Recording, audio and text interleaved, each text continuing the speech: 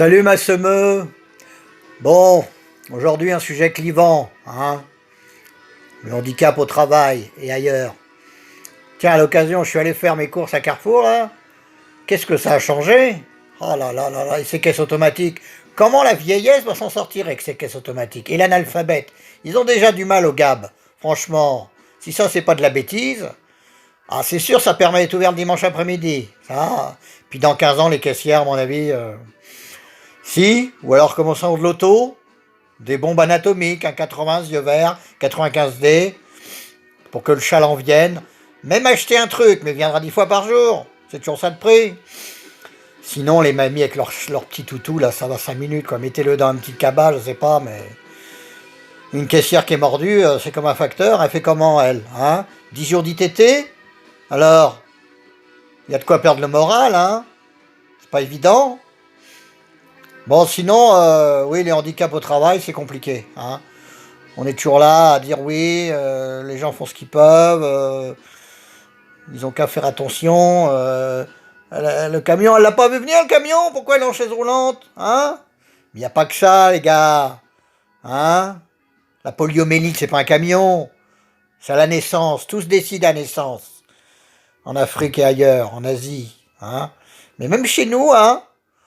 Le scepticisme par rapport au vaccin, par exemple, ça entraînera quoi à long terme, hein? Notre abruti qui veut supprimer l'AME, là. Ils vont nous ramener leur choléra, malaria, tuberculose, hein? Tous ces pays du Sud. Non, non, faut garder l'AME. C'est fondamental. Pas de bêtises, hein? Nos élites, nos penseurs. Enfin, parce que les parents avaient de l'argent pour les mettre dans les bonnes écoles, hein? En général, c'est pas d'eux-mêmes, hein? C'est pas 8 ans qu'il veut faire l'ENA ou ingénieur. Non, il va jouer au foot avec les copains, il est fait comme tout le monde. Mais bon, avec la pression des parents, tu quittes le piano, une baigne. T'as pas révisé 4 heures par jour ta philo? Pas de vacances. C'est terrible, un parent. Puis quand il y en a deux, bonjour. Bon, voilà, on développera beaucoup plus vite, hein, enfin, de manière succincte, certes, mais efficace. Là, j'ai pas trop le temps. Faut que je retourne au pressing. Oui, chez le pressing. Au pute, chez le pressing. Mais c'est un sujet qui, bon, clivant, certes, mais on peut développer des heures le handicap au travail. Et ailleurs, dans la rue, au quotidien. Est-ce que le voile n'est pas le début d'un handicap, hein? C'est compliqué tout ça, hein. Faut nuancer, hein. Un entretien d'embauche avec un voile, bonjour. Aller chercher un appartement avec un voile, c'est compliqué tout ça, hein. C'est humain, quoi. Mais bon, on peut pas toujours tout envisager, tout anticiper. On fait ce qu'on peut, avec ce qu'on a.